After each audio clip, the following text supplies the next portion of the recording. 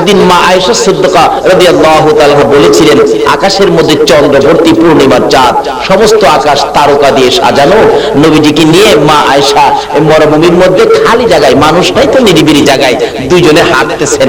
এটাও সুন্নত, মাঝে মাঝে বিবিকে নিয়ে নিরিবিলি জায়গায় রাত্রে, চন্দ্রবর্তী রাত্রে তো মাঝে মাঝে হাঁটবেন। এখন তো আমাদের দেশের লোকেরা বিবি নিয়ে এরকম রাত্রে হাঁটতে রাজি না, যাইবো গা বিবিরে নিয়ে মার্কেট করতে। যান, কত যাইবেন, একদিন বুঝাইব। আয়েশা সিদ্দিকা বলতেছেন, ইয়া রাসূলুল্লাহ, আকাশে এত তারা, হুজুর কথা বলতেছেন, অনেক কথা বলছেন। আরেকদিন বলেন, ইয়া রাসূলুল্লাহ, লন্তা আমরা দুজনে দৌড়াদৌড়ি খেলি। রাসূল বলেন, চলো বিবিকে নিয়ে দৌড়াদৌড়িও খেলবেন, কিন্তু মানুষের সামনে না, কিন্তু আপনারা। রাসূল টার্গেটের খেজুর গাছটা আগে কে দৌড়ায় যেতে পারে। এদিন তুলনামূলক ভাবে নবীজি একটু ক্লান্ত ছিলেন, দৌড়াইয়া নবীজির আগে মা আয়েশা গিয়া পৌঁছে গেছে। যাইয়া কই, হুজুর আমি কিন্তু ফার্স্ট, আমি আগে আইসা পড়ছি। রাসূল তো মাইনা নিলাম তোমার ফার্স্ট। রাসূল কো, তুমি ফার্স্ট হয়ে বসে থাকবা আর আমি পিছে থাকবো। আরেকদিন যেদিন নবীজি সুস্থ ছিলেন, এদিন কই, আয়েশা আজকে রাত্রে হবে খেলা। আচ্ছা হুজুর।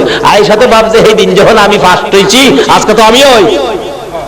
এদিন দৌড় দিবার আগেই রাসূল গেছে, আয়েশা এই দিনের পয়েন্ট আজকে আমি পাইলাম। এরকম করতেন বিবিকে নিয়ে, এটাও সুন্নত। এরকম একটা আমল যদি এই নবীর উম্মতের থাকে, 100 গলা কাটা শহীদের সওয়াব দিয়ে হাশরের ময়দানে আপনাকে দাঁড় করানো হবে।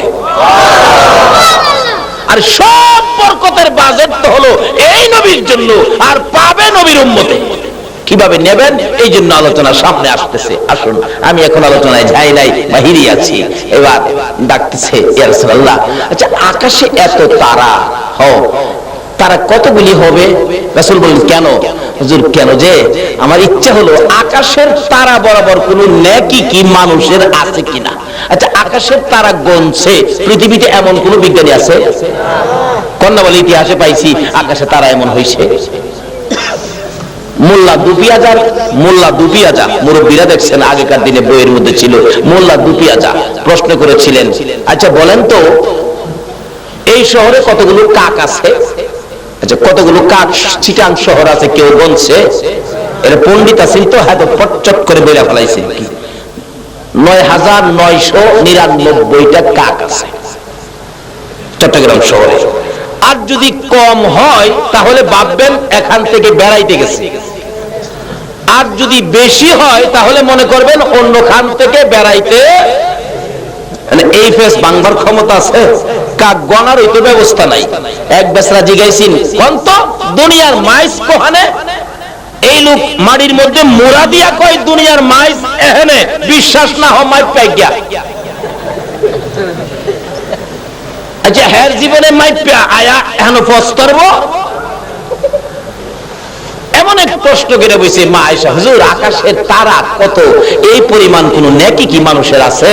তাহলে বোঝা গেল যারে প্রশ্ন করছে তার কিছু আইডিয়া, সম্পূর্ণ খবর দেওয়ার ক্ষমতা আমার নবীর আছে। নবী সঙ্গে সঙ্গে বললেন, আয়েশা আছে তো এরকম নেকি আছে। কার হুজুর? এই নেকি আছে হযরত উমরের। মা আয়েশা কই, উমরের এত নেকি? হাই হাই, আমার আব্বার যদি এত নেকি হইতো না জানি কত ভালো হইতো। একটু গুনগুন করতেছে। রাসূল বলেন, আয়েশা গুনগুনি করে করে, হুজুর গুনগুনি করি, উমরের এত নেকি, আমার বাবা আবু বকরের নেকি জানি কত, এটা আমার জানার ইচ্ছা ছিল। উমরের এত নেকি। রাসূল বলেন, শোনো, উমরের নেকির হিসাব আকাশের তারা বরাবর, তোমার বাবার নেকির হিসাব নেও। হুজুর কেমন হইব? উমরের থেকে বেশি হইব না কম হইব? শোনো না, তোমার বাবা আবু বকরের নেকি, উমরের নেকি আকাশের তারা বরাবর। সমস্ত পৃথিবীর উম্মতের নেকি যদি আকাশের তারা বরাবর হয়, আর তোমার বাবা আবু বকরের এক রাত্রের নেকি যদি এক পাল্লায় দেওয়া হয়, সমস্ত পৃথিবীর উম্মতের নেকি আকাশের তারা বরাবর আরেক পাল্লায় দেওয়া হয়, তোমার বাবা এক রাত্রের নেকির সাথে সমস্ত পৃথিবীর উম্মতের নেকি ওজনে কোলাবে না। আচ্ছা বলুন তো, এই নেকিটা পাইছেন কি নামাজ পড়া, রোজা রাখিয়া, হজ কইরা, যাকাত দিয়া? একটাও না। এই নেকির বাজেটটা পেয়েছিলেন আবু বকর নবীর প্রেমে রাত্র উজাগর থাইকা। জোরে জোরে কোন সুবহান। এই বাজেটের মধ্যে এখন আপনারা, ইয়া রাসূলুল্লাহ আমি সজাগ, একদিনও ঘুমাই নাই। আমার নবী বলেন, আবু বকর রে, ডাক দেওয়ার সঙ্গে সঙ্গে জবাব দিলে তুমি কি ঘুমাও নাই? আবু বকর চোখের পানি ছেড়ে দিয়ে বললেন, ইয়া রাসূলুল্লাহ, আল্লাহর কসম করে বলি, যেদিন বলেছিলেন হিজরত করবেন, সঙ্গী হব আমি, ওদিন থেকে আমি আবু বকর একটা রাত্র বিছানায় পিঠ লাগাই না, ঘুমাবো দূরের কথা। আপনার নবী ডাক দিবেন, দরজার মধ্যে কানটা লাগাইয়া এশরের নামাজ পড়ে ফজরের আজানের আগ পর্যন্ত দাঁড়াইয়া থাকি।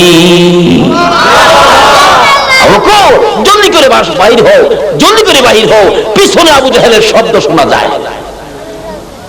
কিতাব বলেন আবু বকর দরজা খুলে বাহিরে হলো না, পিছন দিয়ে জানালাটা খুলে বাহির হইয়া সামনে হাজির।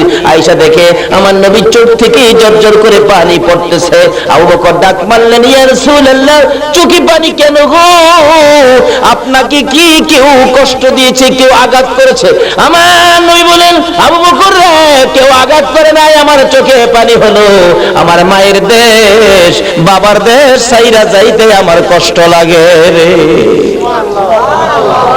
কিন্তু পিছনে যে শত্রু আই পড়তেছে, আবু বকর তাড়াতাড়ি চলো, তাড়াতাড়ি চলো। কিতাবে আসছে আমার নবী আবু বকরকে নিয়ে বাহির হইয়া একটু দূরে যাওয়ার পরে, রাত্রের বেলা তো অন্ধকার রাত্র, এমনি সময় আবু জাহেল তার লোকদেরকে নিয়ে নবীজির পায়ের দাগ দেখে দেখে, বালু মাটি তো হাইটা যে আসছে, পায়ের দাগ আছে, দাগ দেখে দেখে আবু বকরের ঘরের দরজা পর্যন্ত আইসা ডাকতেছে দরজায়, আবু বকর, এই আবু বকর, আবু বকর ঘরে আছে নাই তো? আবু বকরের ছোট্ট মেয়েটা, যার নাম কিতাবে আসছে আসমা, আসমা বলতেছেন, কে? দরজা খোলো। কেন? তোমার বাবারে খুঁজতেছি। আব্বু তো ঘরে নাই। তখন আবু জাহেল কয়, বুঝছি, দরজাটা খুল। বাচ্চা মেয়েটা দরজা খুলছে, বাচ্চা মানুষ কি বুঝে কিছু? দরজাটা খুলছে, খোলার পরে নিষ্ঠুর পাষাণ আবু জাহেল, ছোট্ট বাচ্চা মেয়ে আসমাকে ডেকে ডেকে ঘর থেকে বাহির করলো। বাহিরে নিয়ে বলতেছেন, বল তোর বাবা কই? বলতে পারি না। তোর বাড়িতে কি মোহাম্মদ আসছিল? বলতে পারি না, ঘুমিয়েছিলাম, দেখি নাই। নিষ্ঠুর পাষাণ আবু জাহেল এত ছোট্ট বাচ্চাটার গালের মধ্যে এত জোরে থাপ্পড় মারলো গো। কিতাব বলেন আবু জাহেলের থাপ্পড়ে ওই বাচ্চা মেয়ে আসমার কানের পর্দা ফাইটা রক্ত বাহির হইতেছে। আরেকটা থাপ্পড় মারলে মাথা চক্কর খাইয়া বাবা গো, বাবা গো কইয়া জমিনে পড়ে গেছে। আবু বকর বলেন, ইয়া রাসূলুল্লাহ, আবু জাহেল বুঝি আমার বাড়ির সামনে এসেছে, আমার আদরের মেয়ে, ছোট্ট মেয়েটাকে বুঝি আঘাত করেছে গো রাসূল। আমার মেয়েটার কান্নার আওয়াজ শোনা যায়, বাবা গো, বাবা গো কইয়া কাঁদে। বুঝিছি আমার মেয়েটাকে বুঝি আবু জাহেল মারতেছে।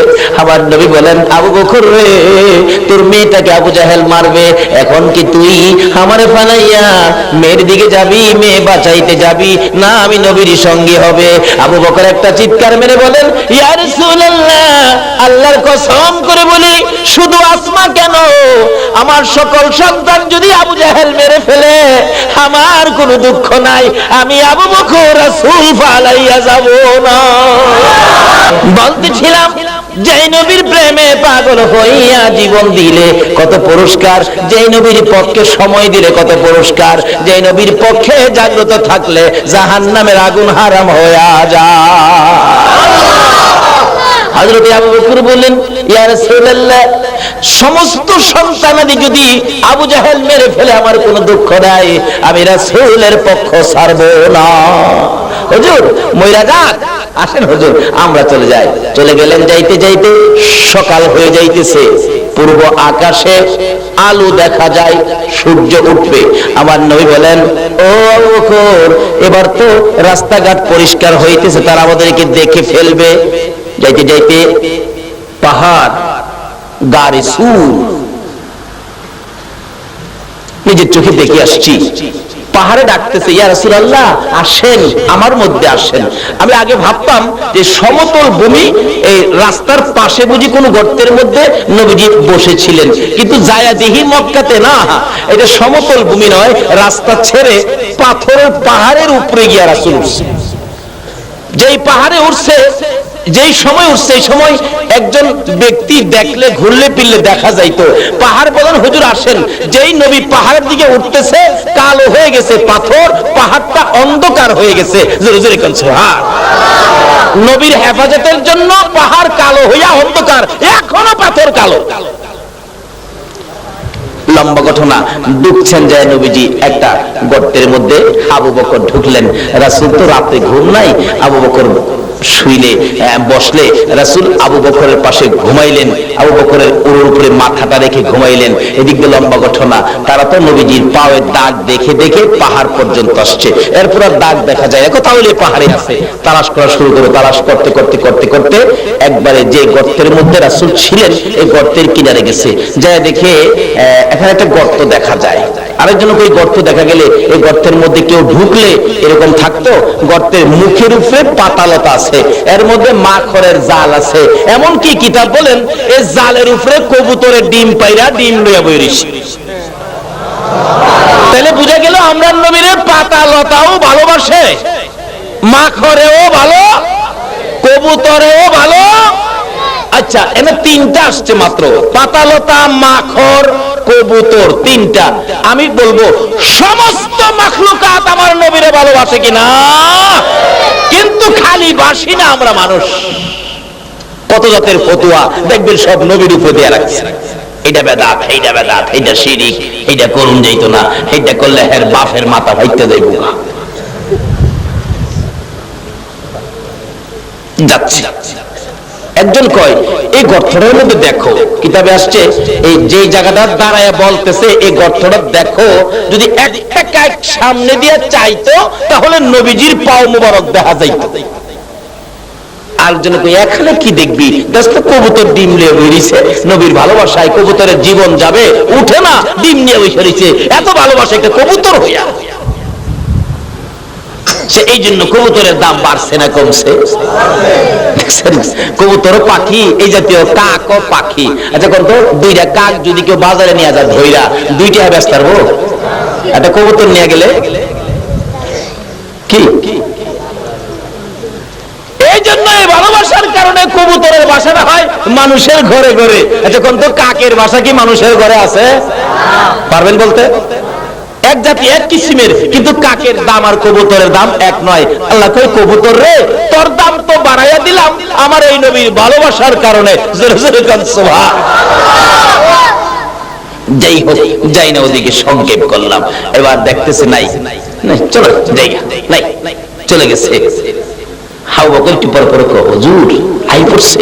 রাসূল বলেন লা তাহজান ইন্নাল্লাহা মানা, ভয় পাইস না আবু বকর, আমাদের সাথে আছে আল্লাহ, ভয় পাইস না। এবার চলে গেলেন। লম্বা ঘটনা, এই গর্ত থেকে বাহির হবেন, বাহির হওয়ার আগে আবু বকরের পায়ের মধ্যে সাপে দংশন করলো। কেন? এই গর্তের মুখটা আবু বকর পা দিয়া বন্ধ রাখছিলেন। এবার বিশ্বে ক্লান্ত, একবারে কালো হয়ে গেছে, পড়ে গেলেন। নবীজির ঘুম ভাঙলেন, দেখে সাপ বাহির হলো।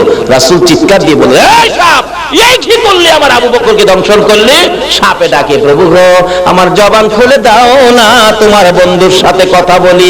আমার আল্লাহ বলেন সর্বরে আমার বন্ধুর সাথে কথা বলার জন্য অনুমতি চাইলে, কথা বলতে চাইলে, জবান খুলতে চাইলে যা, আমি আল্লাহ তোর ডাক কবুল করলাম রে সাপ। যেহেতু আমার বন্ধুর সাথে কথা বলবে, নবীর সাথে কথা বললে, নবীর সাথে ভালোবাসা দিলে আমার আল্লাহ সাপের জবান খুইলা দেয়।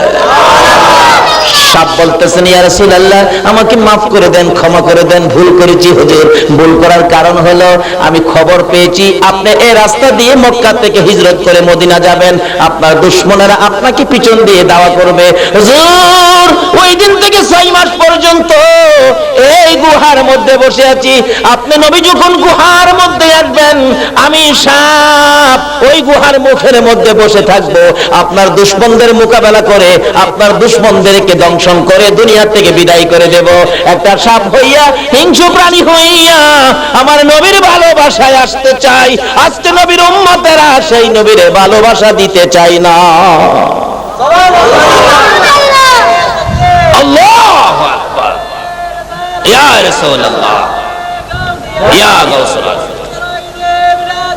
জিন্দাবাদ। মাশাআল্লাহ। আসুন আগে বাড়ি, রাত্র শেষ, রাত্র যত বেশি হয় বান্দার সাথে মাওলার সম্পর্ক তত বেশি হয়। আল্লাহ এখন খালি কাছে কাছে আসতেছে, টের পাবেন কি যে মজার সময় সামনে আসতেছে। এবার বলতেছেন, হাই হাই সার, তুমি এই দুঃখে বসে আছো। হুজুর, আমি আবু বকর দংশন করার কারণ হলো, যখন শত্রুরা আসছিল আবু বকর আমাকে পাওটা দিয়ে বন্ধ করে রাখছে। আমি একবার ধাক্কা দিছি, পাও সরায় না হুজুর, দুইবার ধাক্কা দিছি, পাও সরায় না, তিনবার ধাক্কা দিছি, পাও সরায় না, কয়েকবার ধাক্কা দিছি, পাও সরায় না, অবশেষে আমি একবার দংশন করছি। আবু বকর বলেন, একবার দংশন করছে আমি টের পাইছি, কিন্তু আবু বকর বলেন আমার জীবন যাইতারে রাসূলের ঘুম ভাঙতে পারি না। দ্বিতীয়বার দংশন, আবু বকর তখনও পাও সরায় না, তৃতীয়বার দংশনের পরে বেহুশ হয়ে পড়ে গেছে। হুজুর মাফ করে দিয়েন, আমার আশা ছিল আপনার নবীরে দেখার জন্য।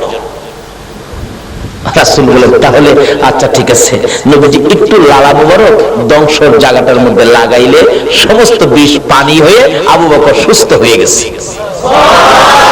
এখানে ওয়াজ আছে 2 ঘন্টা, যাই না ওদিকে। এবার সঙ্গে করে নিয়ে যাইতেছেন, চলো চলো চলো, যাইতে যাইতে যাইতে যাইতে যাইতে 2-3 দিন হয়ে গেছে, পেটের খিদা, খাওয়ানোর ব্যবস্থা নাই। আবু বকর বলেন, ইয়া রাসূলুল্লাহ, আমি আর হাঁটতে পারি না, পেটের খিদায় হাঁটতে পারি না।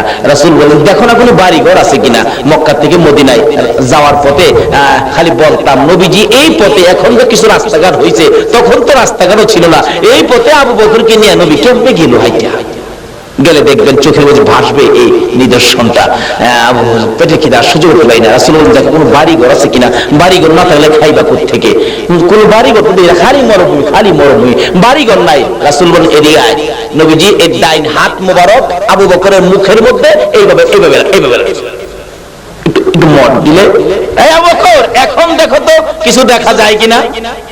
আবু বকর বলেন, নবীজির হাত মুবারক আমার চোখে লাগানোর পরে, হাত সরানোর পরে চোখ খুলে দেখি সামনে একটা বাড়ি দেখা যায়। সুবহানাল্লাহ, আসতে গেলেন।